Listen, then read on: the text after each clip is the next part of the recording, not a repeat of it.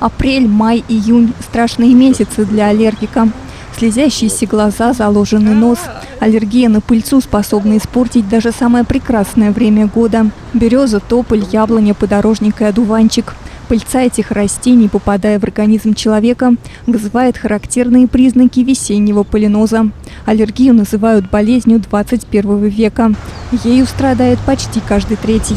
Немножко ощущается, когда цветет тополь.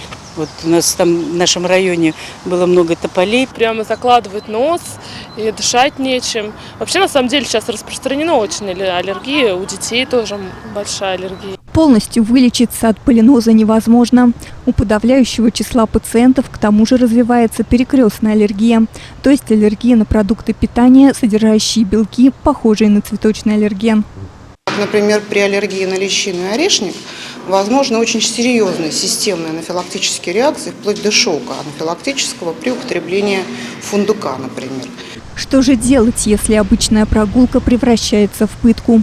В первую очередь следует обратиться к врачу, советует Галина Труфанова.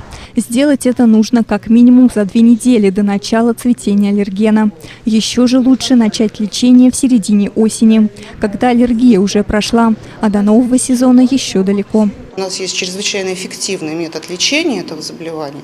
Это аллерген-специфическая иммунотерапия. И состоит эта методика в введении по схеме определенной виновного аллергена. Именно этот метод лечения позволяет принципиально изменить ситуацию, то есть изменить иммунный ответ. И может так случиться, что наступит такая хорошая ремиссия, что наш арсенал медикаментозный не потребуется. До осени, когда можно начинать серьезное лечение, аллергикам предстоит пережить еще как минимум 2 обострения в середине и в конце лета. Один из самых эффективных способов – сменить на время место проживания. Если такой вариант по каким-либо причинам не подходит, принимайте антигистаминные препараты, но только по назначению врача.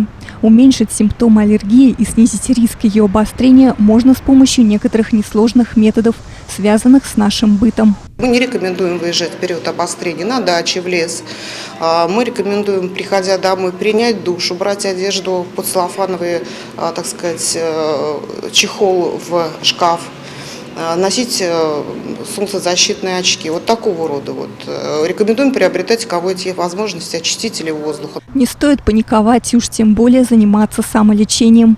Лучшим выходом из сложившейся ситуации станет визит к специалисту. Екатерина Карпова, Виталий Осипов, РЕН-ТВ Пилот.